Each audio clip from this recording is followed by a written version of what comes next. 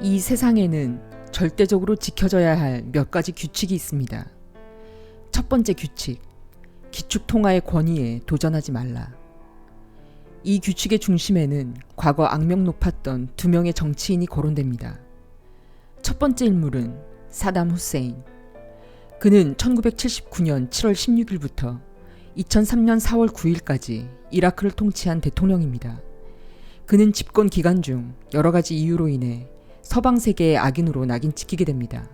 생화학 무기 보유 및 유통, 상대국의 핵 도발 위협, 유가 조작, 독재에 의한 인권 유린 등 그는 임기 동안 수도 없는 미국의 방해와 간섭을 받으며 풍전 등화와 같은 정치 행보를 이어나갔습니다. 그러던 중 그의 인생의 종지부를 찍는 사건이 발생하게 되는데 결국 그가 중대한 혐의로 전범 재판에 회부된 것입니다. 그에게 적용된 가장 큰 혐의는 시아파 무슬림을 학살했다는 죄목이었습니다. 결국 그는 2006년 12월 30일 이라크의 수도 바그다드에서 처형당했고 24년간의 독재 정치가 막을 내립니다. 두 번째 거론되는 인물은 무아마르 알 카다피입니다. 그 또한 악명 높은 독재자로 우리에게 잘 알려져 있는 인물입니다. 그는 육군 장교 출신의 정치인이었습니다. 꾸준히 진급하며 경력을 쌓던 그는 1969년 9월 1일 동료 장교들과 함께 수도 트리폴리를 공격하면서 기습적으로 쿠데타를 감행합니다. 그리고 1970년부터 본격적으로 나라를 통치하게 됩니다. 하지만 2011년 리비아 내전이 발생하게 되고 한 시민군이 쏜 총상에 의해 사망하게 됩니다. 여기까지가 우리가 알고 있는 두 독재자의 공식적인 사망입니다. 이 두 독재자 모두는 반서방, 친이슬람적인 정책을 펼쳤고 국제사회에 위협이 되는 생화학 무기의 보유나 인권 유린 등의 문제가 있었던 것쯤은 어렴풋이라도 알고 있을 것이라 생각됩니다. 그런데 이 두 죽음에 대해 다시 한번 생각해 보아야 할 문제가 있습니다. 과연 그들은 죽임을 당해야 했을 만큼 미국을 비롯한 서방 세계에 큰 위협이었을까요? 현실적으로 판단해 본다면 결코 그렇지만은 않았다고 볼 수 있습니다. 그들이 보유한 군사적 힘이나 세계에 미치는 영향력으로 따져봤을 때 그들은 미국과 대적 자체가 불가능한 수준의 국가들이었습니다. 그런데도 불구하고 어찌된 영문인지 두 통치자는 가차없이 목숨을 잃게 되었죠. 무슨 이유에서였을까요? 그들 죽음의 뒷배경 역시 세계인들에게는 많이 알려지지 않은 다른 이유가 있었습니다.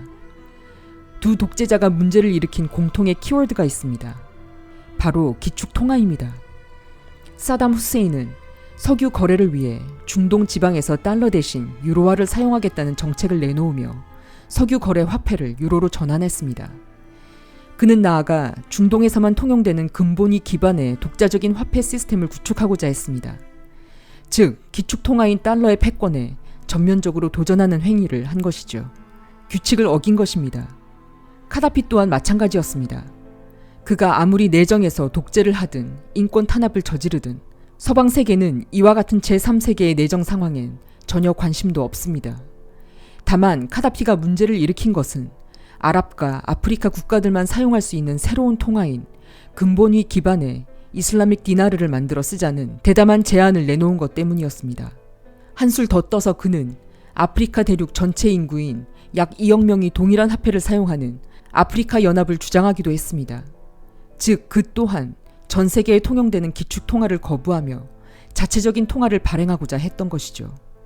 그 또한 규칙을 어긴 것입니다. 이에 대한 응징은 역시 죽음뿐이었습니다. 이처럼 달러라는 기축 통화의 질서를 어지럽히려 한 그 어떠한 국가나 지도자는 역사 속에서 한 명도 빠짐없이 죽임을 당하거나 그 국가는 망했습니다. 두 번째 규칙, 무기 체계의 결속력은 인종과 언어보다 더 강하다. 한 국가의 무기 체계는 자신들과 대립하는 다른 진영을 견제함과 동시에 그들과의 피하 구분을 더욱 명확하게 해주는 중요한 수단입니다. 때문에 대립하는 두 진영은 서로 다른 무기 체계를 구축하고 있습니다. 그 이유는 매우 간단한데 전장에서 만나 서로가 치열하게 싸우고 있는 상황에서 만약 상대국과 자신들의 무기가 서로 호환이 된다면 엄청난 혼란과 함께 매우 황당한 상황이 발생하게 됩니다. 전투 중 탄이 소진되어도 적군의 것을 노획하여 사용할 수 있게 되고, 전투기 미사일이나 전차의 포탄이 부족한 상황에도 모두 상대방의 것을 빼앗아 사용할 수 있게 됩니다. 쉽게 말해 무기 체계가 통일된다면 물량 공세가 승패를 좌지우지하는 현대전은 아무런 의미가 없어지는 것일 뿐만 아니라 군수품을 팔아 막대한 부를 쌓는 방산 엘리트들의 입장에서도 큰 손해가 발생하게 되는 것이죠. 즉, 더 많은 자본으로 더 많은 군수 물자를 확보한다는 전형적인 현대전의 룰이 깨지게 되는 것입니다. 또한 대적하는 두 국가의 무기 체계가 서로 같다는 것은 상대방의 무기에 대해서도 잘 알고 있다는 말이 됩니다. 결국 같은 무기로 구사할 수 있는 전술과 전략은 뻔한 것이기 때문에 적군의 작전을 쉽게 간파할 수 있다는 말이 되는 것이고, 반대로 상대방 또한 아군의 전략을 쉽게 파악할 수 있게 됩니다. 이것이 바로 역사적으로 서로 대립하는 진영에서는 동일한 무기 체계를 채택하지 않는 이유입니다. 과거부터 서방 세계는 공산권 국가들과 철저히 다른 무기 체계를 채택했으며, 이러한 무기 체계의 분리는 암묵적으로 적군과 아군을 구분해주는 중요한 요소가 되어 오늘날까지 이어지고 있습니다. 또한 패권국이 자신들의 무기를 다른 나라에게 판매한다는 것은 그 나라와 동일한 무기 체계를 갖추게 된다는 것으로서 무기를 구입한 나라를 향후 자신들의 동맹국으로 만들겠다는 것과 같습니다. 무기는 가장 거대한 외교적 비즈니스이며 지정학적 가치가 있는 잠재적 우방국이 아니고서야 절대 자신들의 무기를 내주지도 권하지도 않는 것이 오늘날 국제 무기 시장의 현실입니다. 유럽에서는 1951년 북대서양 조약기구 나토가 성립되면서 표준화된 화기와 탄두, 제식 병기, 각종 군용 부품 규격 등을 사용하며 국경이 없는 이른바 연합군대의 형태를 갖출 수 있었습니다. 그런데 이러한 국제무기 생태계의 질서를 거스르는 돌발 행위가 있습니다. 바로 자체적이고 독자적인 무기 개발입니다. 쉬운 예를 들어보겠습니다. 오늘날 전 세계 그 어떠한 나라라도 자체적으로 공산품을 개발할 수 있고, 자신들의 공장에서 생산되는 그 어떠한 공산품이라도 판매, 유통, 수출을 할 수 있습니다. 하지만 방산 분야에 있어서만은 이러한 시장 구조가 절대 용납되지 않습니다. 가령 누구나 미국보다 좋은 자동차, 미국보다 좋은 스마트폰, 미국보다 좋은 가전제품 등을 개발하여 판매할 수는 있습니다. 그러나 미국의 F-22 랩터보다 더 좋은 전투기를 자체 개발하려는 국가가 있다거나 핵무기와 같은 비대칭 전력을 구축하고자 하는 국가가 있다면 어떤 수단과 방법이 동원돼서라도 이 일은 반드시 저지됩니다. 왜냐하면 이것은 무기 시장의 패권을 장악한 방산 엘리트들의 영린을 건드리는 매우 위험한 행위이기 때문입니다. 세 번째 규칙, 물보다 진한 게 피라면 피보다 진한 것은 석유이다.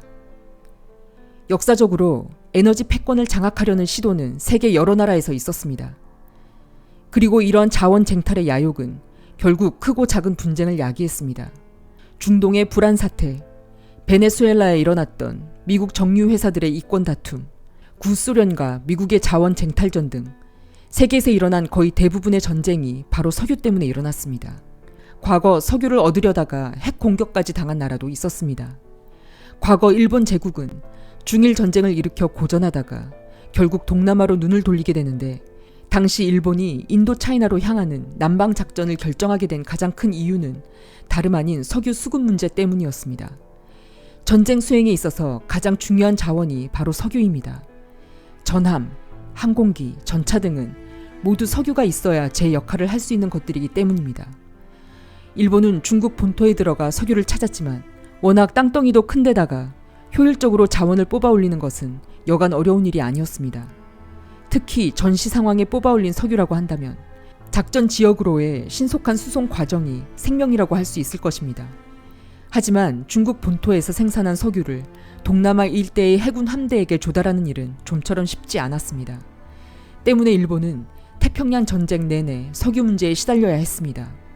결국 일본은 석유를 찾아 인도 차이나라는 거대한 남방 자원 지대를 모두 점령하게 되지만, 과했던 일본의 이와 같은 욕심은 이후 핵폭탄 2발과 맞바꿔야 했습니다. 네 번째 규칙, 무역 루트가 지나가는 길목에는 뗏목도 띄우지 말라. 무역 루트는 앞서 설명된 세 가지 규칙들의 집합체라고 볼 수 있습니다. 무역 루트는 자신들이 생산한 공산품이나 석유, 천연가스 등의 에너지를 다른 나라로 공급하기 위해 이용되는 현대판 실크로드입니다. 물건의 단가를 낮추기 위해 최단거리의 무역 루트가 요구되며 또한 자신들의 물건을 안전하게 수송하기 위하여 무역 루트 주변에서 발생하는 군사적 도발을 제거해야 할 필요가 있습니다. 말라카 해협은 오늘날 아시아에서 펼쳐지는 미중 패권 전쟁의 격전지입니다. 전 세계 원유 수송 중 절반이 이 해협을 관통합니다. 특히 중국 원유 수요량 중 80%가 말라카 해협을 통과합니다. 중동에서 원유를 실은 배는 이곳을 지나 중국과 일본, 한국 등으로 진출합니다. 만약 누군가 이 길목을 막는다면 석유 유조선들은 멀리 인도네시아 자바섬 밑으로 우회해야 합니다. 평균 5일이 더 소요되는 항로로 석유 운임 단가에 불이 붙게 되는 것입니다. 이처럼 말라카 해협은 정치, 군사, 경제적으로 엄청난 가치를 지닙니다. 현재 미국은 이 최단거리 원유 수송로를 막아 중국 목줄을 죄고 있습니다. 미국은 무역상들의 안전한 해상 루트를 보장하고 곳곳에 출몰하는 해적을 소탕한다는 명분으로 말라카 해협 일대의 군사적 영향력을 강화해 왔습니다. 지금까지의 내용을 정리해 본다면 첫 번째, 기축 통화의 권위에 도전하지 말라. 두 번째, 무기 체계의 결속력은 인종과 언어보다 더 강하다. 세 번째, 물보다 진한 게 피라면 피보다 진한 것은 석유이다. 그리고 네 번째, 무역 루트가 지나가는 길목에는 뗏목도 띄우지 말라입니다. 이처럼 이 세상에서 절대 건드려서는 안 되는 영리는 기축 통화, 무기 체계, 에너지, 무역 루트입니다. 이러한 것들이 국제 무대에서 영린으로 굳어지게 된 이유는 오늘날 전 세계 패권을 장악하고 있는 글로벌 엘리트들의 주요 먹거리가 결국 이 네 가지 분야에서 나오기 때문입니다. 수백 년이 지나도 지속될 수 있는 망하지 않는 사업인 것이죠. 그리고 이러한 자신들의 밥그릇 주변을 기웃거리는 자가 나타나면 다양한 방법을 동원하여 이를 저지해왔으며 앞으로도 이러한 저지 활동은 계속될 것입니다. 이것이 세계의 질서이며 오늘날 전 세계에서 일어나는 크고 작은 사건들은 모두 이 네 가지 규칙과 관련이 있습니다.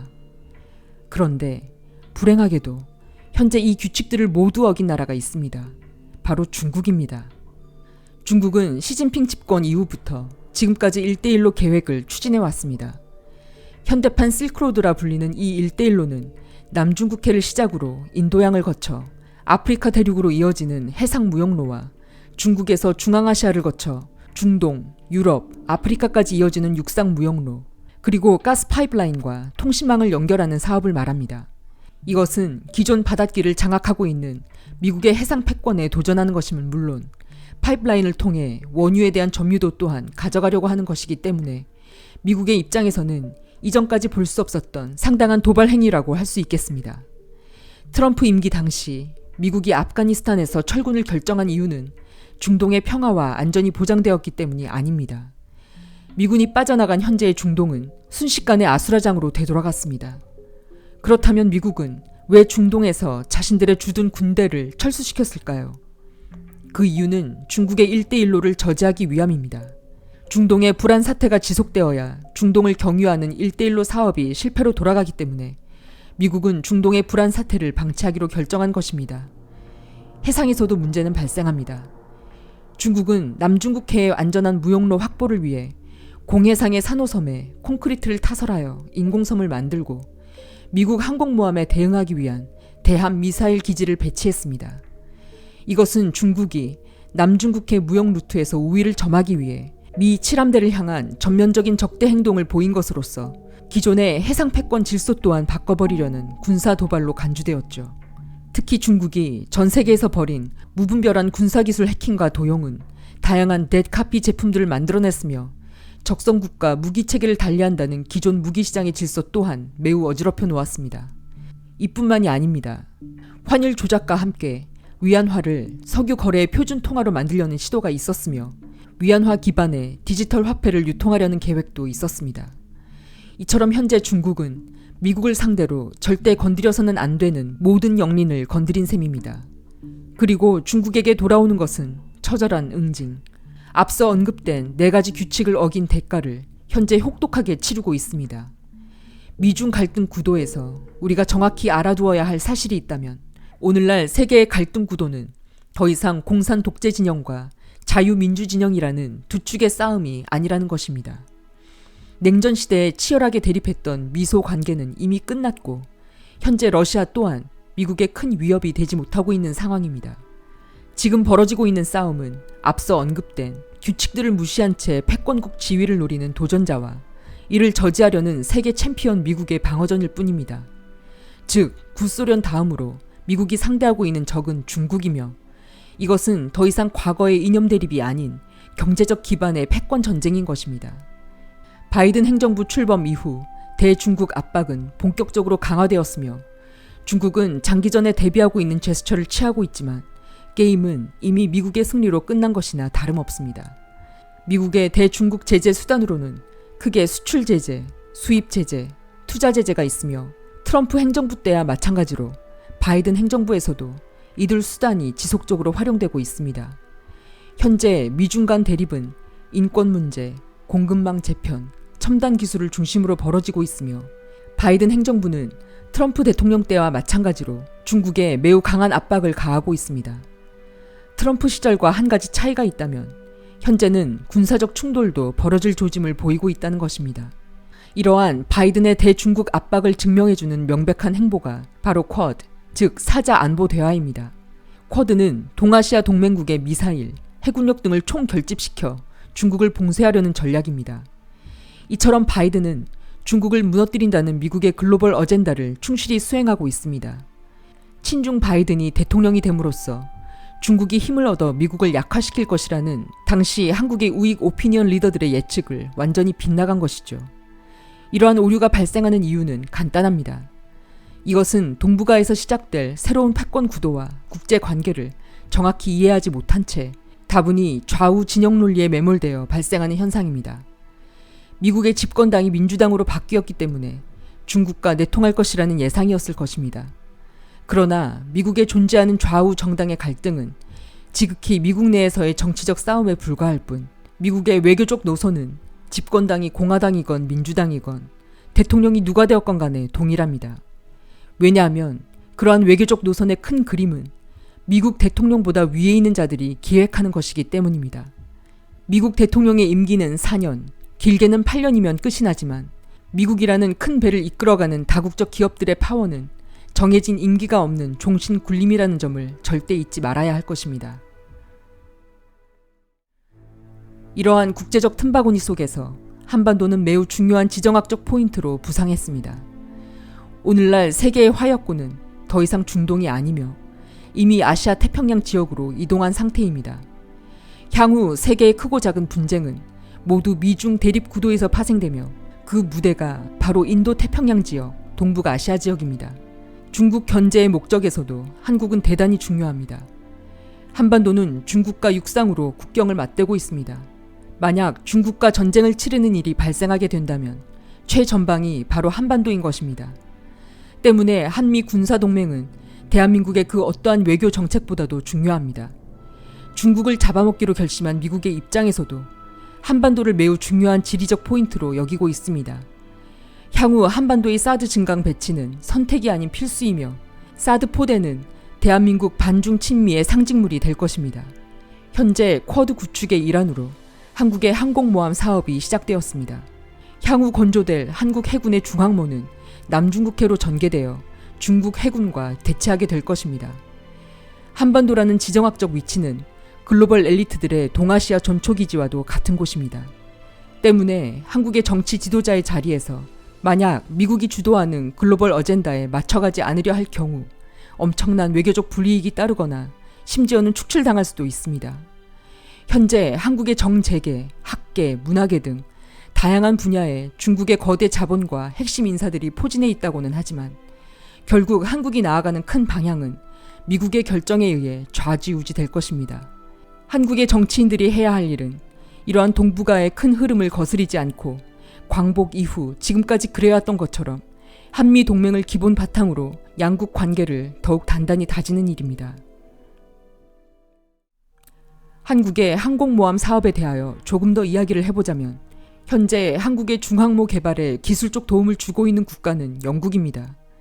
글로벌 엘리트들의 본진인 영국이 앞장서서 한국을 돕고 있는 것입니다. 프랑스 또한 기술적 지원을 아끼지 않을 것이라고 나선 상황입니다. 이처럼 대한민국에게 항공모함의 건조를 허용한 세계 열강들의 목적이 과연 단순히 북한을 견제하기 위함일까요? 앞서 언급했듯 공산 진영과 자유 진영의 이데올로기적 대립 구도는 이미 끝났습니다. 지금 미국의 최대 이슈는 자신의 동맹국이 과연 중국 편에 있느냐, 그렇지 않느냐가 가장 중요한 문제입니다.